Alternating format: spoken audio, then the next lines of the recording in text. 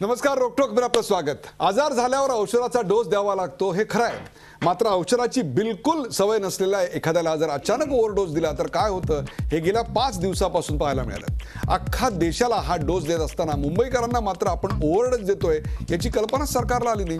त्यानंतरच्या 4 दिवसात मुंबईकरांनी जी रिॲक्शन दिली त्यानंतर सरकारनं हा डोस जरा कमी केला। मुंबईकरांच्या मासिक पासच्या भाड्यात दुपटीहून अधिक वाढ करण्यात आली होती। ही वाढ कमी करत आता सरसकट 14.2% इतकी भाडेवाढ लागू करण्याचा निर्णय सरकारला घ्यावा लागला। मुळात इतकी भाडेवाढ करून अंशतः दिलासा मिळाला त्याचं श्रेय कुणाचं? काँग्रेसचं का भारतीय जनता पक्षाच्या खासदारांचं? दिल्लीवारी करणाऱ्या खासदारांना आपण याचं क्रेडिट द्यायचं आहे का आंदोलन करणाऱ्या विरोधकांना? दरवाढ कमी केल्यानंतरही विरोधक आपला आंदोलनाचा पवित्रा सोडायला का बरं तयार नाही आहेत? आणि रेल्वे दरवाढ ही आगामी विधानसभा निवडणुकीतला महत्त्वाचा मुद्दा बनणार आहे का? यासारख्या असंख्य प्रश्नांचा वेध घेऊया भाडेवाढ आधी अप मग डाऊन या खास कार्यक्रमात।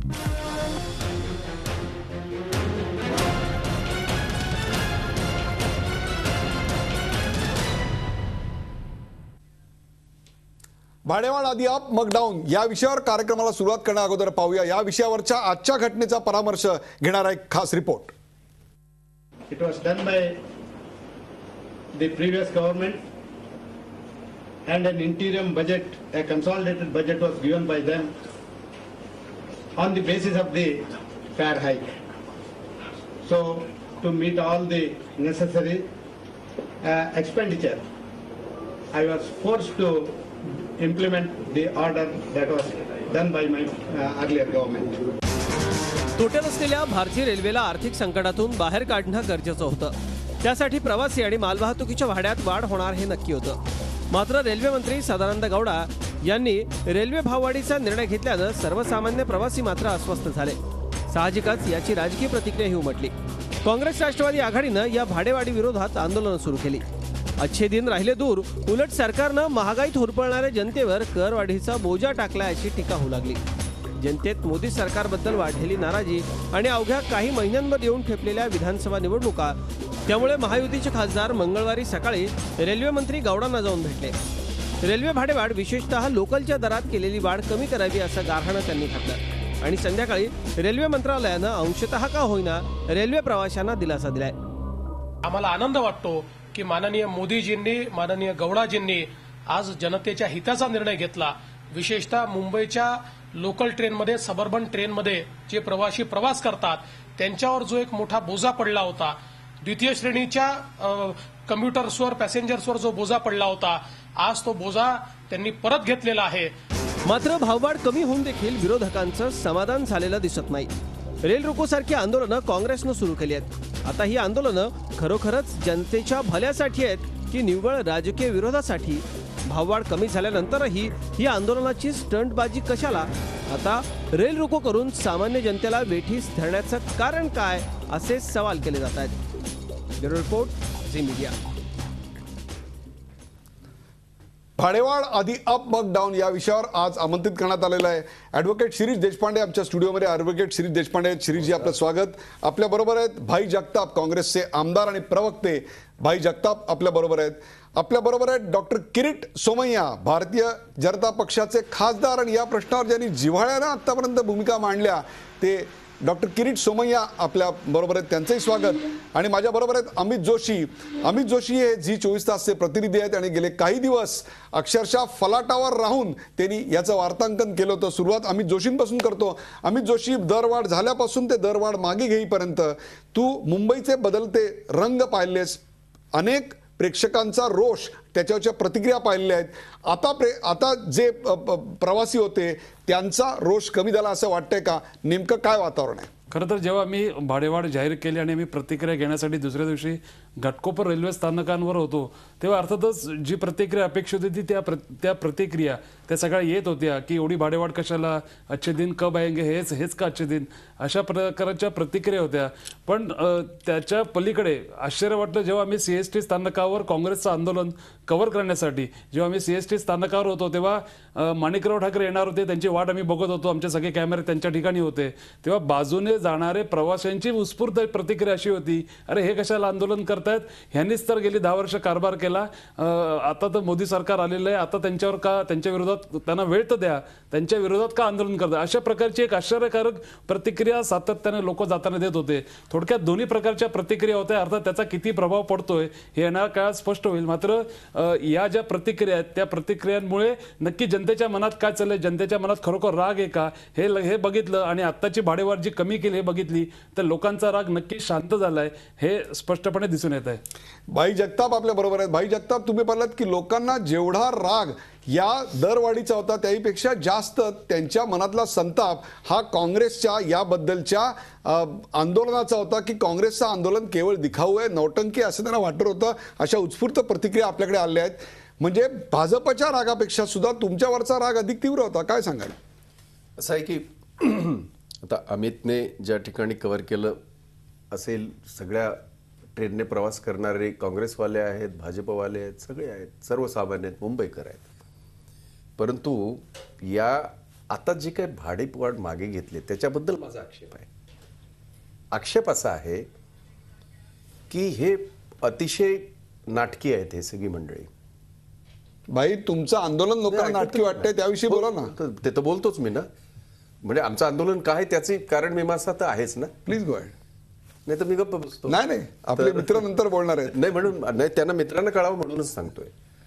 आता तुम्ही सगळ्यांनी काय दाखवलं आणि आम्हाला सगळ्यांना काय कळलं की 14.2% प्रवासी भाड्यात आणि 6.8% माल वाहतुकीत असं धडधडीत सांगितलं. पण परिस्थिती तशी नव्हती ना हो. तुमचं आजचं टायटल आहे ते बरोबर आहे, आधी अप नंतर डाऊन. आता सुद्धा भाडेवाढ 14.2% आहेच. मग ही भाडेवाढ होती किती हा आमचा प्रश्न होता. आणि तुम्हाला आठवत असेल मी तुमच्याच वाहिनीवर परवाही होतो, मी हेच सांगितलं होतं की ही धुळफेक आहे. म्हणून ही आत्ताची जी कमी केलेली आहे भाडेवाढ ही धुळफेक आहे. कारण त्यांनी हे फार हुशार आहे, त्यांनी नाटकी शब्द याच्यासाठी वापरला. मग तुम्ही आमच्या आंदोलनाला वापरा, तो तुमचा अभिव्यक्ती स्वातंत्र्य आहे, तसं माझंही आहे. त्यामुळे मग जर तुम्ही 14.2% सांगितलं होतं तर माझा साधा प्रश्न किरीट सोमय्यांना सुद्धा आहे, तुम्हाला सुद्धा आहे, तुम्हाला म्हणजे आपल्या सगळ्यांना, की ज्या चर्चगेट ते विरार हा पास 280 रुपयाचा जो 645 रुपयाचा कसा झाला? म्हणजे ही 14% होती का? तर नाही. मग तुम्ही इतकी हिंमत का नाही दाखवली की नाही आम्ही 150% भाडेवाढ केलेली आहे, मुंबई करता का असे ना किंवा काय असे ना. 225% वाढ झाली एकूण सगळे मिळून काही ठिकाणी. Exactly. आपल्याबरोबर किरीट सोमय्या आहेत. हो. Kirit Somaiya, I want to be fair with you. कुणीही गंगा एका रात्रीत स्वच्छ होईल असं म्हणत नाहीये. कुणीही प्लॅटफॉर्मची उंची सर्व चर्चगेट पासून विरारपर्यंत आणि छत्रपती शिवाजी टर्मिनस पासून कर्जत कसारापर्यंत एका रात्रीत वाढेल असं म्हणत नाहीये. We are ready to give you time for that. बिलकुल. परंतु अशा प्रकारची महत्वाची गोष्ट की ज्याच्यामध्ये दरवाढ हा अतिशय सेन्सिटिव्ह मुद्दा आहे, त्याच्यावर कधी कधी कधी अप जायचं आणि कधी डाऊन जायचं, याच्यात कुठलं व्यवस्थापन, याच्यात कुठलं अच्छे दिन. 50-50 हजाराच्या रांगा आज सगळ्या ठिकाणी लागल्या होत्या. सर्व प्लॅटफॉर्मवरची जर आपण गर्दी पाहिली होती तिकीट पासेस काढण्याकरता, तर जेवढं उत्पन्न अनेक महिन्यात मिळतं तेवढं अवघ्या 4 दिवसात पश्चिम आणि मध्य रेल्वेला मिळालं. ह्या सगळ्या मागे एक प्रकारची घाई दिसत होती. ही घाई कशा करता होती तुम्हाला याचा अंदाज नव्हता का आला? मुंबईच्या खासदारांनी हे आधी सांगितलं नव्हतं का? अधिवेशन तोंडावर आलेलं असताना, रेल्वे बजेट तोंडावर आलेलं असताना हे आधी सांगायची गरज काय होती? नेमकं काय चुकलं मला सांगा. 225 वरून आपण 14%वर 16%चा 14% समजू शकतो, 24%चा 14% समजू शकतो, परंतु 225% म्हणजे नेमकी कॉस्ट तरी किती आहे काय सांगाल तुम्ही? म्हणून मी म्हटलं नाटकीपणा. आपले दोन्ही शब्द मला मान्य आहेत. अज्ञान आणि अदान होतो. आम्ही सगळे हे आता आपल्याला पण लक्षात आलेलं आहे की 14% जनरल दर वाढ, परंतु मुंबई ते 15 फेऱ्यांचे 30 फेऱ्या रेल्वे मासिक पासासाठी याबद्दल अदानच होतो. सगळे रेल्वे मंत्रालय सगळं अज्ञान हे खरं आहे. पण अज्ञान कुठलं होतं उदय भाऊ? अज्ञान म्हणजे हे काँग्रेसवाले इतकं अशा पद्धतीचं राजकारण करू शकते, अर्थकारणात पण राजकारण, की हा जो निर्णय होता 2.25 की 2% रेल्वे मासिक पासातील दरवाढ हे सदानंद गौडांनी नव्हती सही केली, ही केली होती 5 फेब्रुवारीला रेल मंत्रालय आणि तत्कालीन काँग्रेसच्या रेल्वे मंत्र्यांनी ही सही केली होती की 10,000 कोटी रुपये अशा पद्धतीने येणार आणि 10,000 कोटी रुपये अशा पद्धतीने खर्च करू. किरीटभाई पॉईंट वेट आहे, तुम्हाला ते थांबवता नसतं का आलं? किरीटभाई तुम्हाला ते थांबवता नसतं का आलं? तुम्हाला ते अन्याय वाटत होता तर तुमच्या रेल्वे मंत्र्यांनी थांबवायचं होतं. का नाही थांबवलं? नाही आणखी लेट मी करेक्ट. किरीट भाई, तुम्हाला उत्तर द्यायला सोपं जावं म्हणून तुम्हाला हे सांगतोय. तुम्हाला माहित असेल, तुम्ही अभ्यासू आहात. आपल्या माहिती करता फक्त किरीट भाई सांगतो, खासदार किरीट जी सोमय्या आपल्याला सांगतो, 16 तारखेला जे रेल्वे मंत्री होते खारगे यांचं भाषण जरा पाहिलं तर पाठवून देतो मी कॅसेट तुम्हाला. त्याची ही त्यांनी स्पष्टपणे सांगितलं होतं की हे प्रपोज केलेलं जरी असलं तरी त्याच्या बाबतीमध्ये निर्णय येणार नवीन सरकार घेईल.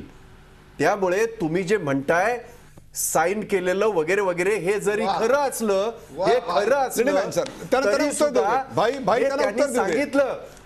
आणि त्यांनी ही जी मुंबईची जी भाडेवाढीचं जे आपण म्हणत आहात त्यांनी हे स्पष्टपणे ते सांगितलेलं होतं. किंवा 14.2 जे तुम्ही म्हणताय आणि जे तुम्ही डिक्लेअर केलं, आम्ही तेच विचारतोय की ते 14.2 नव्हे 250% कसं काय झालं आणि मग आता कमी करण्याचं नाटक कशा करता? किरीट भाई हे मला सांगा, तुमचे खरगे साहेबांनी मग हे का नाही सांगितलं की 10,000 कोटी रुपये मी ऑलरेडी खर्च केलेत, ती उधळपट्टी केली आहे, 10,000 कोटी आता मोदी सरकारने आणावे लागणार, हे का नाही सांगितलं? हेही सांगायला हवं होतं ना मग त्यावेळी. असं आहे म्हणजे तुम्ही म्हणूनच आपल्याला लोकांनी आज mandate दिलं सगळ्याचा की त्या 10,000 कोटी रुपये यायचे पैसे आहेत ते मी रद्द करतो. आता मोदी सरकारने स्वतःचा बँक अकाउंट मधून काँग्रेसने लोकसभेचा प्रचारासाठी जर हे नाटक केलं होतं मग त्यांनी बँक अकाउंट मधून द्यायचं. कसलं प्रचारासाठी नाटक? मान्य आहे तरीही की 200% दरवाढ ह्यात अज्ञान आणि अदान ह्या दोन्ही गोष्टी. मग का आपण मुंबईचे खासदार आहात, आपण सारे लोकांसमोर आलात, मी का नाही सांगितलं 4 भाई दिवस? जगताप, लेट मी मला किरीट भाई तुम्हाला एक प्रश्न विचारायचा आहे की रेल्वेला स्वतःच्या पायावर उभं राहण्यासाठी इतक्या प्रचंड मोठ्या प्रमाणातली दरवाढ अत्यंत गरजेची होती, हे त्यावेळी कारण दिलं. 16 तारखेला तेच कारण होतं आणि आता जे जाहीर केलं त्यावेळेला तेच कारण होतं. आता तुम्ही हे सगळं रोलबॅक केलेलं आहे. मग आता रेल्वेला स्वतःच्या पायावर उभं राहण्याकरता, इन्फ्रास्ट्रक्चर करता, सुरक्षिततेकरता, नवे ट्रॅक टाकण्याकरता तुम्ही फायनान्स आणणार कुठून? हा 1 मिनिट उदय भाऊ, हे यातना जे 8-10,000 कोटी रुपये एडिशनल येणार आहेत ते खरगे साहेबांनी प्रस्ताव दिलेला होता. त्यात मुंबईत, हे मी सांगितलं ना, मुंबईत अदान आणि अज्ञान दोन्ही, मुंबईत एवढी वाढ होणार आहे हे जर मला पण त्याचा 1 मिनिट आधी कळली असती, जाणीव झाली असती, लगेच आम्ही सांगितलं तर जरा पुन्हा विचार करा. मग मुंबईत ना जे काहीतरी 800-900 कोटी रुपये रेल्वे पासाचे एडिशनल जाणार आहेत ते यावेळी आपण त्याच्याऐवजी आपल्याला 900 कोटी ऐवजी 100 कोटी रुपये मिळणार. 800 कोटी रुपये रेल्वेला आता पुढच्या वर्षभरात अन्य मार्गाने जमवावे लागणार, ही वास्तविकता आहे. आपण म्हणतात ती हकीकत आहे. करेक्ट. दुसरी गोष्ट मी कबूल करतो की जसं लक्षात आल्याबरोबर ताबडतोब आम्ही जे सरकारमधले टॉप लीडर्स आहेत, इन्क्लुडिंग रेल्वे मंत्री, रेल्वे बोर्डाचे चेअरमॅन, पंतप्रधान कार्यालय किंवा आणखीन राष्ट्रीय अध्यक्ष, या सगळ्यांची इंटरनल चर्चा आम्ही चालू केली. आम्ही त्यांना लक्षात आणून दिलं 14% दरवाढ ही एक बाब आहे, पण मुंबईचा मासिक दराबद्दल तुम्ही 15 फेऱ्यांचे 30 फेऱ्या झाले, हे असह्य आहेत. त्यांनी संवेदनशीलता दाखवली. Kirit bhai my compliments to you for that. परंतु मागच्या वेळचा रेल्वे अर्थसंकल्प शिलकी असताना रेल्वे ही काय प्रॉफिट मेकिंग नफेखोरीची संघटना नाही.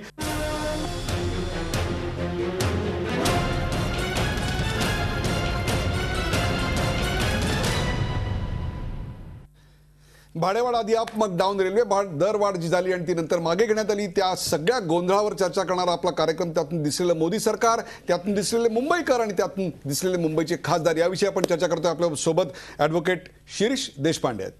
शिरीष देशपांडे, रेल्वे ही काय प्रॉफिट मेकिंग ऑर्गनायझेशन नाही. मागचा रेल्वे अर्थसंकल्प, correct me if I am wrong, तो शिल्की होता. मग असं असताना ही भाडेवाढ गरजेची होती का? तुम्ही बरोबर बोललात. केवळ मागताच नाही अर्थसंकल्प, गेले कित्येक वर्ष जर का पाहिलं, माझ्याकडे ह्या फिगर्स आहेत, ह्या रेल्वेच्या फिगर्स 10 वर्षाच्या आहेत किमान. हे तुम्ही जे दाखवता ते संसदेत पटलावर मांडलं गेलं. हे सगळं संसदेमधलं आहे. संसदेमध्ये 3 मे 2013 रोजी जी गव्हर्नमेंट प्रेस नोट आहे त्याच्यात असं म्हटलेलं आहे मंत्र्यांनी राज्यसभेत उत्तर देताना, there are no losses on railway since the operating ratio budgeted in 2013-14 is 87%. आकडेवारी जी सांगते ती 12-13 मध्ये आर्थिक वर्षात 13,615 कोटी रुपयाचं सरप्लस, 13-14 मध्ये प्रोजेक्टेड रिवाइज फिगर 15,782 कोटी सरप्लस. एवढं असताना दरवाढीची मुळात गरजच नाही, हा असा मुंबई ग्राहक पंचायतीचा अभ्यास सांगतो. याच्यात पहिली गोष्ट मुख्य म्हणजे भाजप सरकारने आवश्यक आहे ते तुम्ही एक्सप्लेन करा, लोकांना विश्वासात घ्या.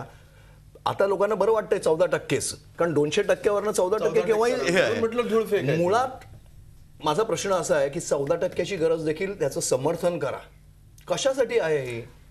आपल्याबरोबर किरीट सोमय्या आहेत. किरीट सोमय्या आपल्याकडे शिरीष देशपांडे आहेत. शिरीष देशपांडे हे मुंबई ग्राहक पंचायतीचे अध्यक्ष आहेत. त्यांनी असं सांगितलं की मागचा अर्थसंकल्प शिल्कीचा होता, प्रॉफिट झाला होता. रेल्वे ही काही नफेखोरीची संघटना नाही, त्यांना काही परतावा द्यायचा नाहीये, ती एक सेवा आहे. मग असं असताना मुंबईकरांवर या 14%चा तरी बोजा कशाकरता टाकायचा, आणि तो कुठल्या सुविधांसाठी? इथं प्लॅटफॉर्मवर उंची नाही प्लॅटफॉर्मला म्हणून मुलींचे हात जात आहेत. दर दिवसाला 10 माणसं रेल्वेतनं पडून मरतायत. जेवढी माणसं भारत पाकिस्तान युद्धात गेली नाहीत तेवढी मुंबईच्या लोकलमध्ये मरतायत. घुसमटणारा प्रवास आहे. हे सगळं असताना शिल्कीचा अर्थसंकल्प ठेवून तुम्ही मिळवलं काय? ही गोष्ट खरी आहे देशपांडेंची. मी जसं सांगितलं की अर्थसंकल्पातला जर अर्थच काढून घेतला तर मग अनर्थ होतो. एका बाजूला शिल्कीचा अर्थसंकल्प दाखवला आणि 10,000 कोटीचा टॅक्स कलेक्ट करण्याचं मान्य केल्यानंतर त्याला तहकूब केलं. मग ऑटोमॅटिकली समजा 100 कोटी शिल्लक असेल तर 9,900 कोटी तोट्यात गेलो ना आम्ही. परंतु तो जाऊ द्या, काय झालं याच्यापेक्षा काहीतरी पटत नाही. पटत नाही आणि सीए असलेला माणूस काहीतरी अजिबात पटत नाही. काहीतरी सांगण्याचा प्रयत्न करतात. Explanation to the nation. Of course yes, you owe an explanation to the nation. मी तुम्हाला गेल्या 10 वर्षाच्या फिगर्स दाखवतोय. शिल्की अर्थसंकल्प असताना आता काही जण लोकसभेमधले मांडलेले, काही जण आज म्हणतात की गेली 10 वर्ष वाढेवाढ केली नाही त्यामुळे आता केली तर काय, हे समर्थन होऊ शकत नाही अजिबात. कारण काय की आज उत्पन्न रेल्वेचं हे खर्चापेक्षा निश्चित अधिक आहे, सरप्लस आहे. त्यामुळे there is no need for that. तर तुम्हाला पहिल्यांदा सर्व जनतेला विश्वासात घेऊन सांगायला पाहिजे की 14% काय 4% देखील आणि लोकसभेमध्ये सांगायचं होतं. मग जर ही गोष्ट मला एक मिनिट की गेल्या 10 वर्षातलं हे जे सरप्लस सगळा पैसा आला आणि त्यातला परत काही पैसा हा डिव्हिडंड म्हणून रेल्वे परत केंद्र सरकारलाच देतो. म्हणजे ताटीत सांडलं काय, ताटात सांडलं काय आणि वाटीत सांडलं काय, शेवटी सगळं आपलंच आहे. अशा वेळेला हा कित्येक हजार कोटींचा सरप्लस गेला कुठे, हे आमचे अभ्यासू खासदार किरीट जी आहेत, मला तुमच्याबद्दल खूप आदर आहे, जरा सांगाल का? आणि लोकांना जरा विश्वासात घ्या जरा. किरीट सोमय्या, मला हे मान्य आहे, त्याचा निश्चितपणे आम्ही अभ्यास करू. परंतु गेले आम्हाला येऊन 30 दिवस झालेले आहे आणि म्हणून तोच मुद्दा रिपीट करणं की सिल्कीचा अर्थसंकल्प होता. आपण इतक्या वेळा ह्याच गोष्टीवर बोललो. सिल्कीचा अर्थसंकल्प म्हणजे मी पुढच्या वर्षी 10,000 कोटी कमवणार आणि 9,000 कोटी खर्च करणार. तर पण मी कमवलेच नाही म्हणून मी पुन्हा एक सांगतो, आता गेली 10 वर्ष की 50 वर्ष आम्ही कमवले, परतावे किती दिले त्याचा आता आम्ही हिशोब देऊया ना, मांडूया ना. आपण म्हणतात ते असेल, समजा असेल तर निश्चितपणे तो पैसा कुठे गेला, तो रेल्वेचा विकासासाठी कसं वापरता येणार. आता भाजपचं पहिलं Kirit bhai you are a qualified chartered accountant. मी तुम्हाला दुसरं एक उदाहरण देतो. मी तुमच्या पुष्ट्यार्थ एक मुद्दा तुम्हाला देतोय. परंतु त्या मुद्द्यावर आपल्याला उत्तर सापडत नाही. तो मुद्दा असा आहे की आत्ता रेल्वेचं उत्पन्न जास्त रिसर असलं, खर्च कमी रिसर असला, शिल्की अर्थसंकल्प असला तरी सुद्धा त्या शिल्की मागे रेल्वेला केंद्र सरकार देत असलेली सबसिडी जबाबदार आहे. ती सबसिडी जर आपण काढून घेतली तर कदाचित तसं चित्र दिसणार नाही. पण मग सबसिडी काढून देऊन स्वयं ज्याला आपण म्हणतो की स्वतःच्या पायावर उभं राहण्याची अशा प्रकारची यंत्रणा जर आपण उभी करत असाल तर मग ती यंत्रणा तुम्हाला खताच्या सबसिडीवर सुद्धाही तुम्हाला तीच राबवावी लागेल, इतर अनेक गोष्टी राबवावी लागेल आणि त्याचं आम्ही स्वागतच करू. परंतु इतका कणखरपणा मोदी सरकार दाखवणार आहे का? आता तुम्ही लोकप्रियतेच्या लाटेवर आरूढ आहात. आत्ताच तुम्हाला हे करता येईल. जर करायचं असेल तर 2 वर्षांत तुमच्यात हे करायची हिंमत नसणार आहे, कारण तेव्हा तुम्हाला अनेक राज्यातल्या निवडणुकांना सामोरं जायचं आहे. काय सांगाल?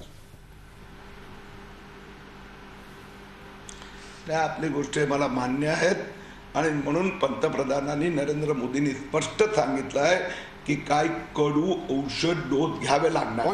मी पुन्हा एकदा सांगतो, रेल्वे 14% दरवाढ केली ना उदय, ती मागे नाही घेतली आहे. परंतु मुंबईच्या बाबतीत इट इज इन अ वे अज्ञान किंवा एरर. जर माझी एरर झाली ते मी करेक्ट करतोय तर तुम्ही सांगा चूक झाली कांदर, हे मला मान्य आहे, मला मान्य आहे. परंतु त्याचबरोबर की 14% दरवाढीनंतर ती काय सिच्युएशन आहे, काय स्थिती आहे, 30 दिवस झालेले ते आता तुम्हाला 14 दिवसानंतर अर्थसंकल्पात दिसणार. की मुंबईतल्या सुधारावे लागणार. खासदार किरीट सोमय्या साहेब, आम्ही तेही आपल्याला दाखवणार आहोत की पुढच्या वर्षभरात आम्ही काय करणार. अहो आपल्या गावडाने, आपल्या किरीट साहेब, आपल्या गावडा जे मंत्री आहेत त्यांनी तिकडे काय बोलले, पण मुंबईचा सगळा हा आम नागरिक दौडा झाला ना सगळीकडे गेले 4 दिवस. मला या कॉमेंटच्या आणि समजा मी या गोष्टीचं स्वागत करेन की तुमच्या लक्षात आल्यावर तुम्ही आपण गेला याचं स्वागतच करू.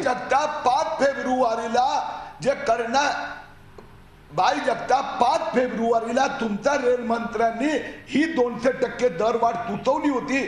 त्यावेळी त्याला हे नव्हतं लक्षात आलं. अहो किरीट सोमय्या साहेब, आता आपण राजकारणासारखं बोलताय. नाही, राजकारणासारखं बोलताय म्हणून माझं उत्तर आहे का? आम्ही ज्यांनी सुचवलं आम्ही मान्य केलं नाही, आम्ही राबवलं नाही, लोकांच्या सर्वसामान्याच्या खिशाला चाट पडेल कारण आम्ही शिल्कीचा अर्थसंकल्प सादर केला, आम्हाला माहिती आहे म्हणून आम्ही ते केलं नाही. आणि तरी सुद्धा समजा जर काँग्रेसच्या सरकारने जर चुक्या केलेल्या आहेत असं तुमचं म्हणणं आहे, त्या चुका तुम्ही का करत आहात किरीटजी? मी ब्रेकची वेळ सांगाल का? मी दोघांनी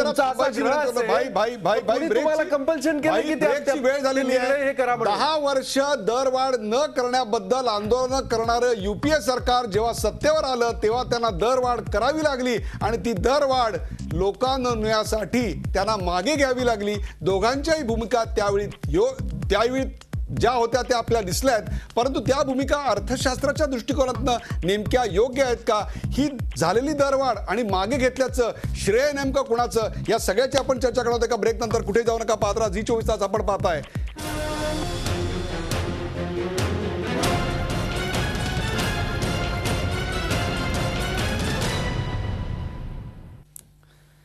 भाडेवाढ आधी अप मग डाऊन या विषयावर आपण चर्चा करतो. आपल्यासोबत ॲडव्होकेट शिरीष देशपांडे आहेत. शिरीष देशपांडे, रेल्वे ही प्रॉफिट मेकिंग ऑर्गनायझेशन नाही, शिल्की अर्थसंकल्प आहे, परंतु तो सबसिडीचा आहे. ती सबसिडी काढली तर रेल्वेचा अर्थसंकल्प शिल्की आहे? तरी पण शिल्की आहे, कारण एक तुम्हाला सांगतो की ही जी सबसिडी आहे ती गव्हर्नमेंट कुठून देते? त्यांच्या नियमाप्रमाणे असं म्हटलेलं आहे की railway receive subsidy equivalent to the amount of dividend paid. म्हणजे एका हाताने देतं आणि दुसऱ्या हाताने काढून देतं. हा जो डिव्हिडंड ह्याच्यातनं सरप्लस मधनं येतो तो रेल्वे एका हाताने केंद्र सरकारला डिव्हिडंड म्हणून देतो आणि दुसऱ्या बाजूने केंद्र सरकार तीच अमाऊंट सबसिडी. अमित जोशी, दर वाढ झाल्याचं म्हणजे दरवाढ कमी झाल्याचं श्रेय नेमकं कोणाला द्यायचं? भारतीय जनता पक्षाचे खासदार जे दिल्लीत गेले होते आणि जे गौडांना भेटले त्यांना द्यायचं का ट्रॅकवर जाऊन आंदोलन करणाऱ्या काँग्रेसला द्यायचं? खरं तर मला वाटतं याचं खरं उत्तर आपल्याला विधानसभा निवडणुकांमध्येच मिळेल. कारण मुंबईतल्या 36 जागा आणि ठाण्यातल्या 24 जागा ज्या ठिकाणी खऱ्या अर्थानं लोकल पोहोचली आणि त्या भागातील दररोज लोकलने प्रवास करत मुंबईत नोकरीसाठी ये जा करतात, तेव्हा कोणाला श्रेय दिलेलं आहे किंवा लोक खरोखर नाराज आहेत किंवा खरोखर नाराज नाही आहेत हे निवडणुकीलाच कळेल. मात्र लोक आत्ता तरी समाधानी आहेत. ज्यांना ती दामदुप्पट भाडेवाढ लादली गेली होती त्याच्यावर ते खरोखर नाराज होती, वस्तुस्थिती आहे. मात्र आता ज्या प्रकारे सुधारणा आहेत, पासमध्ये सेकंड क्लासच्या पासमध्ये 50 ते 100 रुपये आणि फर्स्ट क्लासच्या पासमध्ये 200 ते 300 रुपयाची दरवाढ आता नवीन सुचवण्यात आली आहे. ती प्रवाशांना मान्य आहे. प्रवासी आता तरी समाधानी आहेत असंच म्हणावं लागेल. भाई जगताप, हा निवडणुकीचा मुद्दा होऊ शकणार नाही असं वाटतंय? नाही, निवडणुकीचा मुद्दा म्हणून असं नव्हे. त्यांनी ज्या पद्धतीने केलेले ज्या छुपा अजेंडा जसा त्यांनी पुढे आणला त्याच्या विरोधात आम्ही लढलो. आता त्याला तुम्ही तुमच्या भाषेमध्ये काही त्याला दूषण द्या. मी म्हटलं तुम्हाला अभिव्यक्ती स्वातंत्र्य आहे, त्यामुळे तुम्ही तो तुमचा गाजवावा. परंतु आम्हाला खात्री आहे हे अज्ञान त्यांना ज्या दिवशी निर्णय आला त्या दिवशी कळलं नाही. मला किरीट सोमय्यांकडे मला तुम्हाला एक छोटासा प्रश्न आहे. तरी सुद्धा त्यांचं मी स्वागत करेन की प्रवाशांना त्रास न होता, रेल्वे रोको न करता तुम्हाला आंदोलन नसतं करता आलं? मी एक आपलं लक्ष परत एकदा त्यांच्याकडे हे करतो. गेल्या वेळचं रेल्वे बजेट बघा. याच किरीट सोमय्यांनी केलेला थैथयाट त्या याच्यावर रेल्वे लाईनवरचा जरा आठवा की सामान्य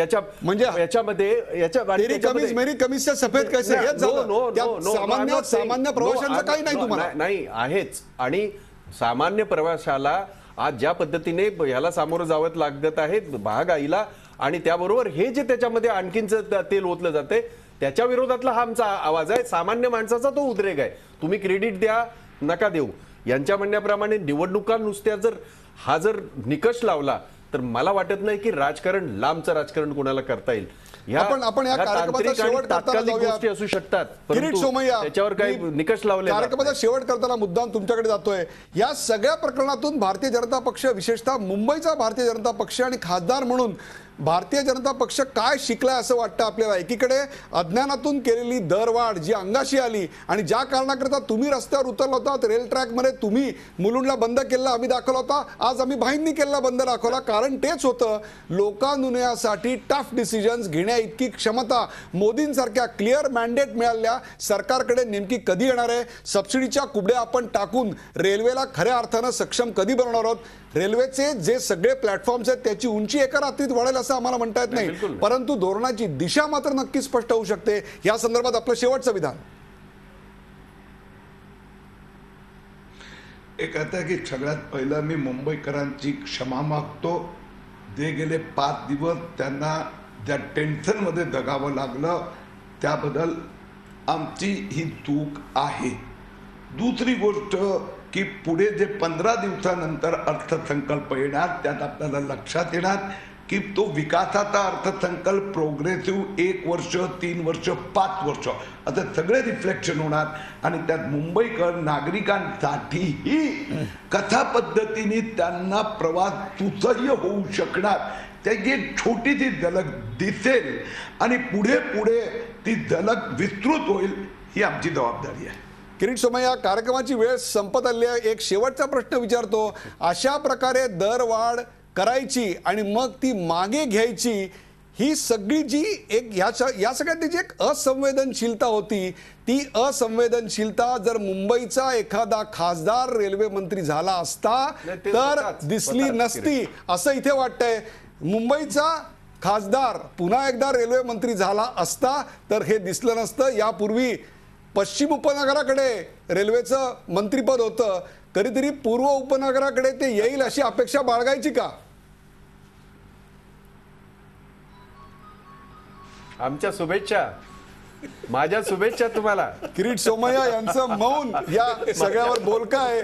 किरीट सोमय्याला भाई जगताप शुभेच्छा देतात. हेच भाई जगताप 2 दिवसापूर्वी रेल्वे ट्रॅकवर होते, तर 2 वर्षापूर्वी किरीट सोमय्या रेल्वे ट्रॅकवर होते. दोघंही सरकारांनी लोकानुनय करणारीच दरवाढ मागे घेण्याची भूमिका घेतली. प्रेक्षको, हेच खरं दुर्दैव आहे की आपल्याकडे रेल्वेची नेमकी आर्थिक स्थिती काय आहे याविषयी आपण कोणत्याही प्रकारची जाणीव निर्माण करत नाही. रेल्वेच्या दर्जा आणि सेवा सुविधा वाढवायच्या असतील तर दरवाढ स्वीकारायला मुंबईकर तयार आहे, परंतु त्याला चांगल्या सेवा सुविधा निश्चित मिळायला पाहिजेत. त्यांच्या दृष्टीनं नेमकं सरकार काय पावलं टाकतंय हे अतिशय महत्त्वाचं आहे. परंतु आधी अप आणि मग डाऊन याच्यामध्ये मात्र या सरकारचं पुरतं हसं झालं, या सरकारचं हसं झालं हा मुद्दा नाही आहे. या सरकारचं हसं झालेलं हे दाखवण्याकरता काँग्रेसने जे केलं त्याचं आणखीन हसं झालं हेही तितकंच सत्य आहे. सध्या तरी जे अप आहे ते डाऊन आहे, जे आज डाऊन आहे ते उद्या अप जाणार आहे. हा निसर्गाचा खेळ आहे. त्याचा अनुभव जसा भाई जगतापांना आलाय तसाच तो किरीट सोमय्यांनाही आलेला आहे. या कार्यक्रमात सहभागी झाल्याबद्दल चारही मान्यवरांचे आभार. ताज्या बातम्यांसाठी पाहत राहा झी 24 तास. राहा एक पाऊल पुढे.